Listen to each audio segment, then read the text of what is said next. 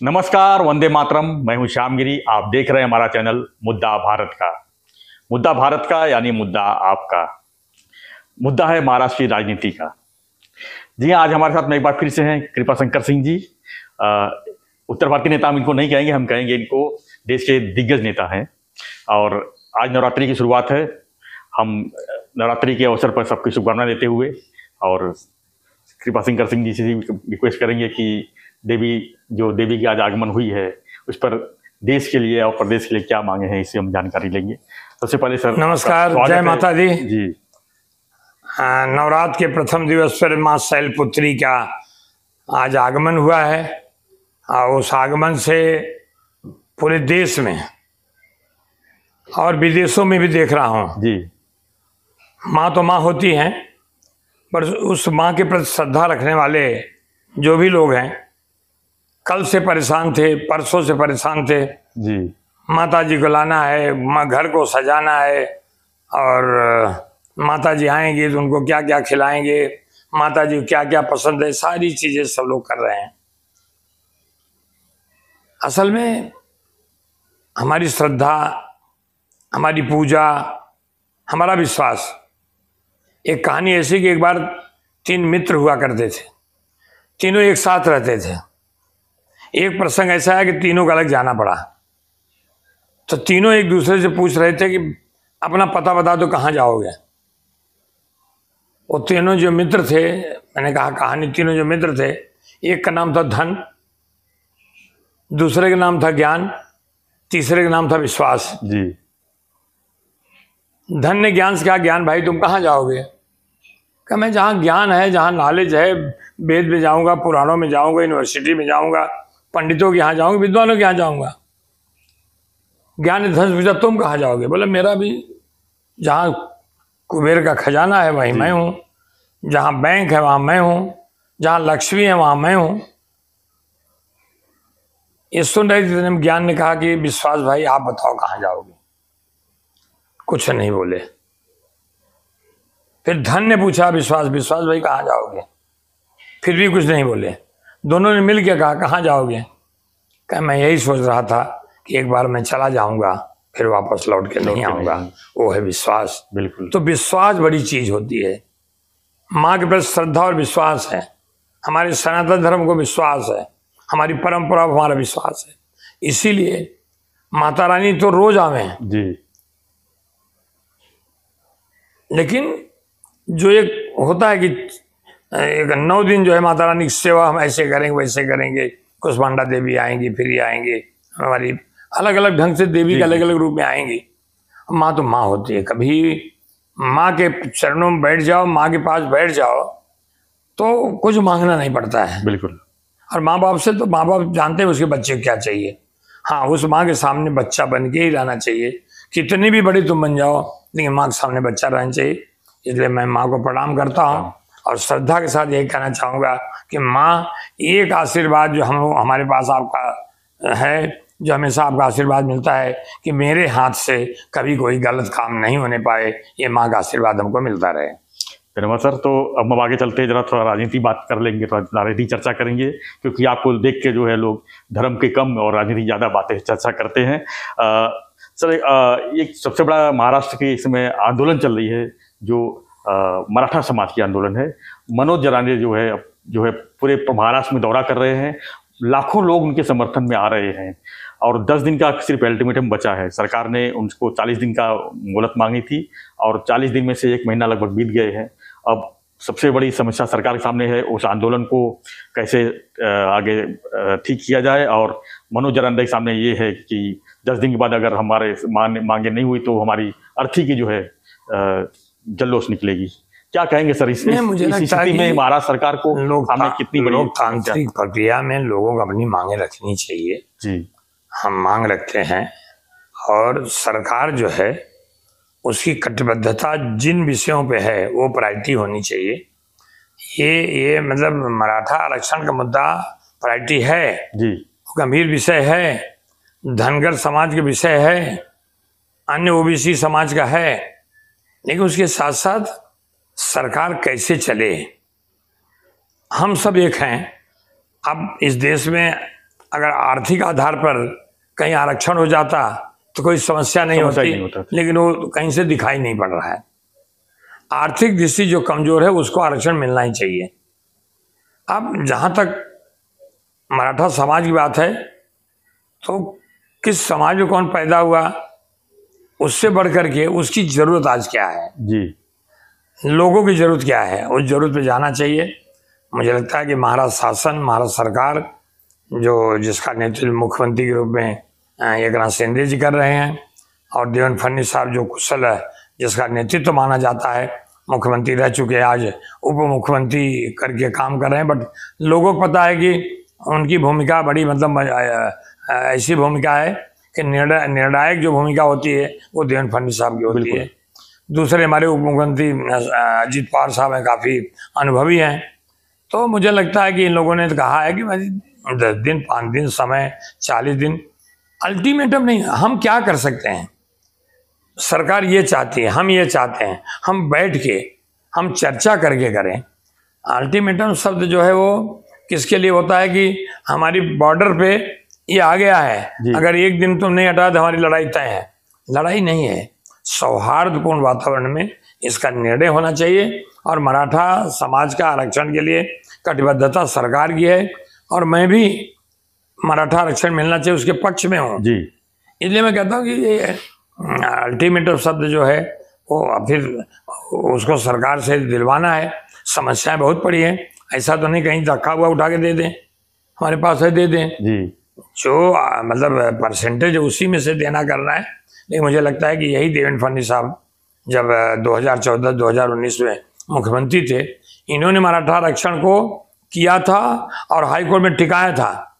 बाद में सरकार आने के बाद क्या मैं कि सरकार को दोषी आज नहीं, लेकिन जब वो लोग करते हैं, वो लोग चाहते हैं कि ये जो सरकार की गलतियां निकलें, सरकार के विरुद्ध लोग जाएं, तो मेहरबानी करके उन हाथ जोड़ के प्रार्थना है कि मराठा आरक्षण के लिए कटिबद्धता सबकी होनी चाहिए, सब मिलकर इसका रास्ता निकलना चाहिए। तो आपको क्या लगता है सर, इसमें विपक्ष का भूमिका कुछ संदेहास्पद लग रहा है कि जब विपक्ष सत्ता में रहती है तो ये मराठा आंदोलन नहीं होता है, जैसे ही भाजपा के सहयोगी पार्टी भाजपा आ जाती है तो मराठा आंदोलन उग्र हो जाता है और इससे समस्याएं खड़ी हो जाती है। सामाजिक समस्याओं के साथ विपक्ष को, पक्ष को और सबको एक साथ मिलकर सलूशन, इसीलिए बार बार मीटिंग होती है। जो सत्ता पक्ष होता है सबको बुलाता है, सबसे चर्चा करता है। इसके पहले ये प्रक्रिया की गई थी, आज भी जरूरत है। तो मुझे लगता है कि जो विपक्ष है, ये सरकार नहीं कर रही, वो सरकार नहीं, क्या रास्ता निकल सकता है? आपके पास कुछ उपाय हैं बताइए उनको। इस सरकार को कोई लोगों का ज्ञान और मतलब चाहिए तो ले, तो ये प्रक्रिया से ही इसको करना चाहिए, न कि हम विरोध बैठे हैं सरकार के खिलाफ बोले। मैंने कहा ना कि राजनीतिक समस्या अपनी अपनी राजनीति है, सबको अपनी पार्टी मजबूत करना है, सबको सत्ता में आना है। उसके लिए जब चुनाव आएगा तब करो। होता क्या है दुर्भाग्यवश, 5 वर्ष के लिए लोग चुने जाते हैं जी। 5 वर्ष चुन के आने के बाद 4.5 साल राजनीति करेंगे और बचे 6 महीना जो है वो विकास की बात करेंगे। ऐसा नहीं होता है। 4.5 साल जो है आप पूरे मिल करके, एक ही बात है, जो दूसरी पार्टी जो सत्ता में नहीं आई और जो सत्ता में आई है, सबको विकास करना है। तो विकास के मुद्दे पर इकट्ठे हो जाओ ना। आज आप देखिए कि जैसे 2.5 साल पूरा हुआ, वो 2.5 साल बाद मैंने पिछली बार कहा था कि एक दिन के बाद देवेंद्र फडणवीस जी आ गए, विश्वास, अपने वही कहानी बताई थी, विश्वास सरकार के प्रति विश्वसनीयता और विश्वास होना चाहिए और सरकार को उनको विश्वास दिलाना चाहिए। आज की सरकार जो मैं देख रहा हूँ, इसलिए नहीं कुछ पार्टी के मैं सदस्य हूँ, इसलिए मतलब वो जो काम कर रहे हैं, जो इसको सुलझाने में लगे हुए हैं, तो मेहरबानी करके उन लोगों से मैं कहूँगा उलझाने मत लगिए, सुलझाने में जितना योगदान दे सको ऐसा दो। तो क्या लगता है कि जो अभी 10 दिन का जो उन्होंने मांगा है अल्टीमेटम, सरकार दशहरा, उस समय मेरे ख्याल दशहरा रहेगा, दशहरा के अवसर पर किस तरह गुड न्यूज़ दे सकती है मराठा समाज को? देखिए, मतलब जब एक बार संकल्प ले लिया है, कटिबद्धता है, तो मुझे लगता है मराठा आरक्षण के प्रति जो कटिबद्धता है, जो एक विश्वास से हम करेंगे, तो मुझे लगता है कि हो जाएगा। लेकिन मैं फिर से कह रहा हूँ कि कभी अल्टीमेटम और तारीख जो है जी, ये ऐसे विषय में नहीं होनी चाहिए। ऐसे विषय ऐसे होते हैं कि थोड़ी बहुत कुछ कम ज़्यादा रहेगी। एक दूसरा समाज है वो कहता है स्पेस नहीं होना चाहिए, एक तीसरा समाज है वो हमारा इतना प्रतिशत हमारा ये नहीं होना चाहिए भाई, कोई बाहर से तो लाएंगे नहीं, जो देना है करना उसको इसी में से। जी तो सबको लिबरल होना चाहिए, हर समाज के लिबरल होना चाहिए। बिल्कुल रहना चाहिए। अब दूसरे सवाल पे आते हैं सर कि उद्धव जी ने आज एक सभा में कहा कि जो यहाँ की जो बीजेपी जो पार्टी है वो अपने सहयोगी दलों को जो है तोड़ने का काम करती है, उनको आगे आने नहीं देती है। उन्होंने एग्जाम्पल दिया जैसे नीतीश कुमार का बिहार में हुआ और लालू के साथ में तोड़ के सरकार उन्होंने बनाया और इस तरह की बातें हुई। तो क्या आरोप कर रहे हैं कि जैसे कि महाराष्ट्र में इस समय उद्धव जी इस समय दिखाया तो अलग थलग ही पड़े हुए हैं, लेकिन जो आरोप लगा रहे हैं इतनी सबसे बड़ी सहयोगी पार्टी थी बीजेपी के साथ में, आज अलग थलग जो रह के जो आरोप लगा रहे हैं इस पर क्या कहना चाहेंगे?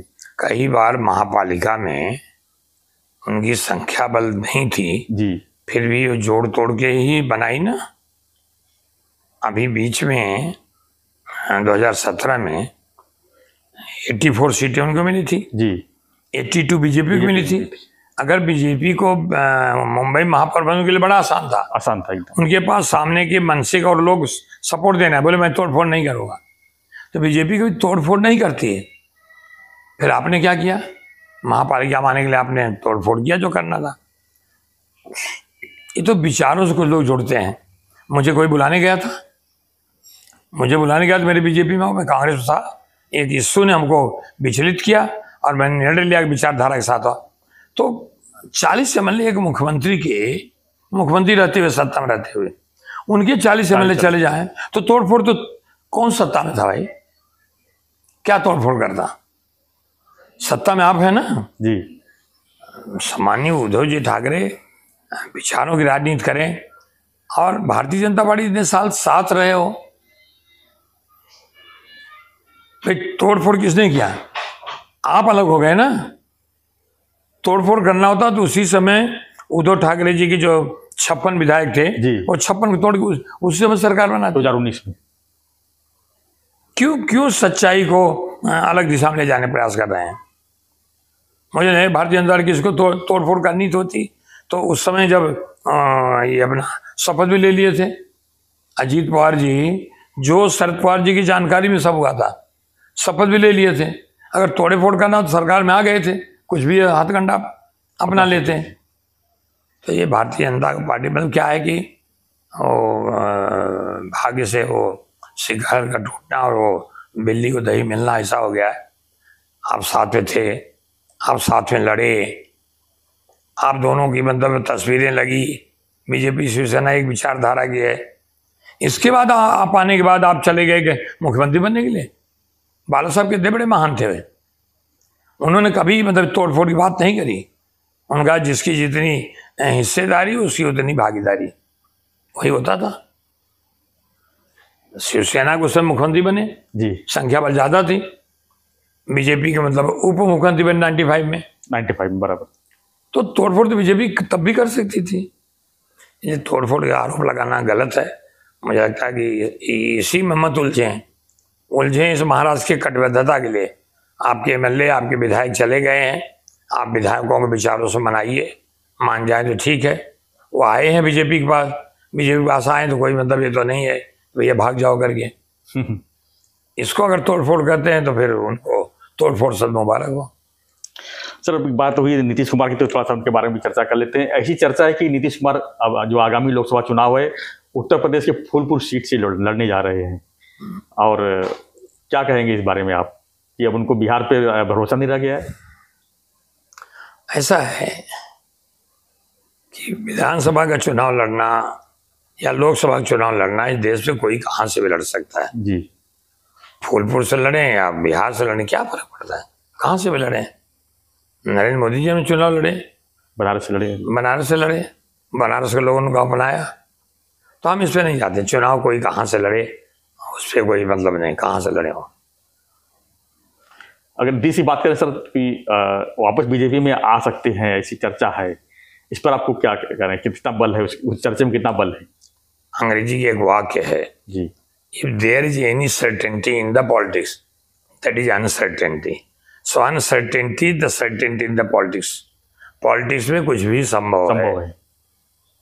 थे बीजेपी के साथ थे जी, बीजेपी के साथ केंद्र में रेल मंत्री बने, बीजेपी के साथ कृषि मंत्री बने, बीजेपी के साथ मुख्यमंत्री बने, बीजेपी के साथ चुनाव लड़े, बीजेपी छोड़ गए, फिर वापस बीजेपी फिर वहाँ आए। तो ये तो अपना समय पे सब लोग अपनी, इसलिए भारतीय जनता पार्टी पर क्यों दोष लगाना?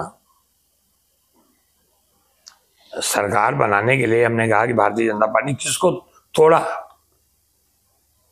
और सत्ता में रह करके तोड़ने की बात होती है। नीतीश कुमार जी आज मुख्यमंत्री हैं, तो उनको लगता है कि हम यहाँ फूलपुर से लड़ेंगे तो हम यहाँ के कुछ बन जाएंगे, या अखिलेश यादव जी को लगता होगा कि उनसे ज़्यादा प्रभावी नीतीश कुमार हैं, उनके आने से उनकी शक्ति बढ़ जाएगी।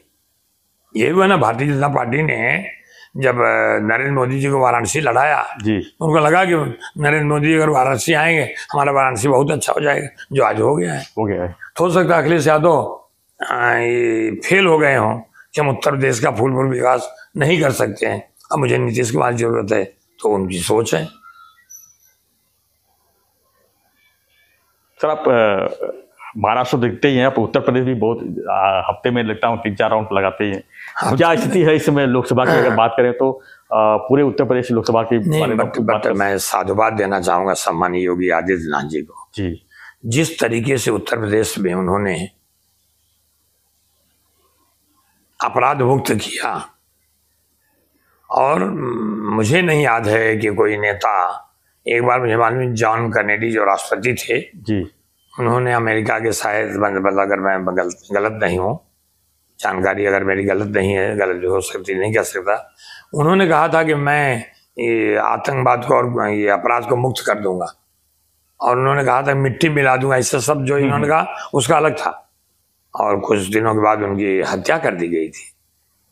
लेकिन योगी आदित्यनाथ जी ने हाउस में कहा, असेंबली में कहा, सदन में, कि मैं मिट्टी में मिला दूंगा, किसकी मैं नहीं। और आज सचमुच मैं कहना चाहूँगा कि हम सब लोग उत्तर प्रदेश के हैं, आते हैं जाते हैं, सड़कें कितनी अच्छी हो गई।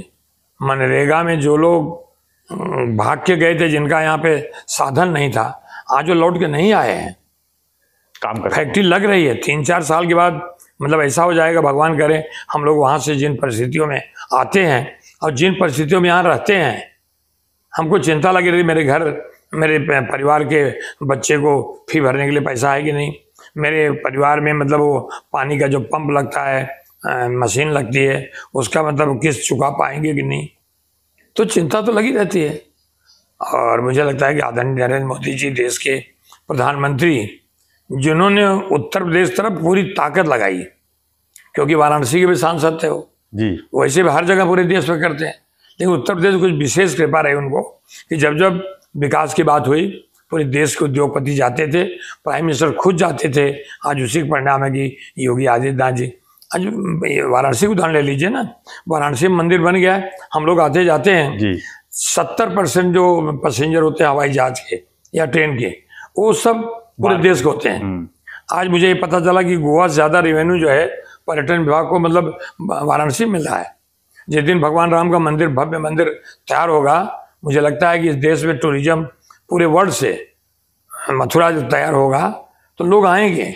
आज जो सनातन है, सनातन को लोग समझ रहे हैं। 2 चीज़ होती है, एक तो मैंने विश्वास की बात करी, जो मैंने कहानी आपको सुनाई, दूसरी सनातन धर्म है क्या। जैसे जैसे लोग, जैसे समुद्र पूरे विश्व में है। हमने कल बात करी, परसों एक हम कोशिश कर रहे हैं, कल परसों हो सकता है कि प्रेस बुलाएं कि तुलसीदास महाराज जी आए हुए हैं, उनकी बड़ी इच्छा थी, और वृंदावन का बड़ा आश्रम है। आज मेरी उनकी मुलाकात हुई सवेरे, कि गंगा आरती होती है, नदियों की आरती होती है, बाकी देवी देवताओं का, समुद्र की आरती कब?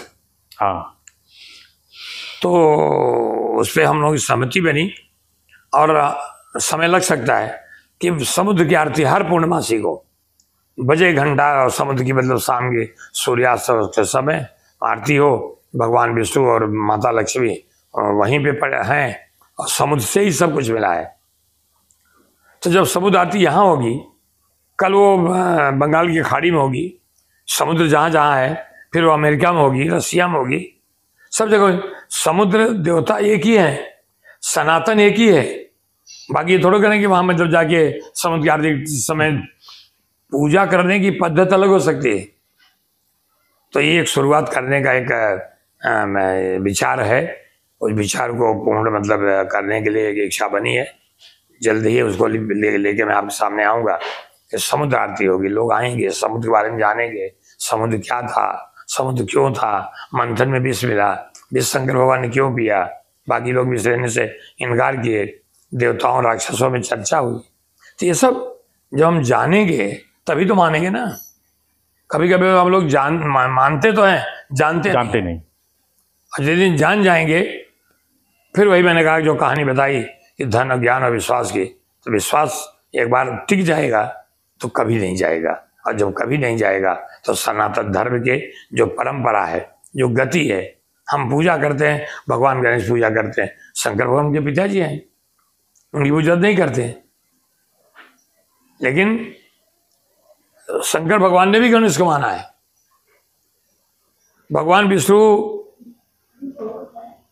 को ये कहा जाता है कि सबसे बड़े वो हैं, देव में देव महादेव हैं, लेकिन कहाँ किसकी जरूरत है। उदाहरण तौर पर उनका उदाहरण देवी देवताओं किससे नहीं ले सकता, लेकिन एक उदाहरण जैसे आप जो बात कर सकते हो श्यामगिरी नहीं करेंगे, आपकी आवाज़ इनकी आवाज़ नहीं मिलेगी। इसीलिए ये जो समुद्र आरती के बारे में सोचा गया है, मैंने कई विद्वानों से पता किया, चर्चा चल रही है, जल्द ही समुद्र आरती इस मुंबई के समुद्र के तट पर होनी चाहिए, ऐसा प्रयास चल रहा है। जी, जब बिल्कुल समुद्र देवता खुश रहेंगे तो पूरा संसार खुश रहेगा।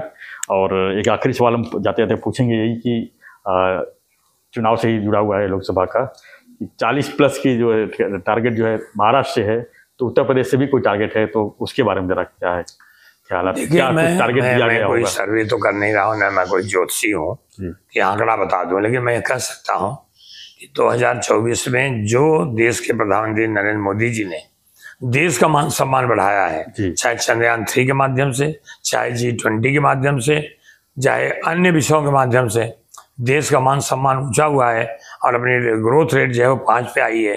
आने वाले समय बताया गया कि हम नंबर 1 पे भी आ सकते हैं। आज देश में इतनी जाति आरक्षण को लेकर लड़ाई है, अलग ढंग लड़ाई है, लेकिन भारत देश कहीं से विचलित नहीं होने वाला है। तो आने वाले समय में नरेंद्र मोदी जी सब रिकॉर्ड तोड़ेंगे, ऐसा मुझे लगता है, पूरे देश से। जी, यहाँ 48 से कभी 48 आगे क्या करेंगे हम, क्यों 40 का है, लेकिन लोगों को लगता है कि 40 कम क्रॉस करेंगे।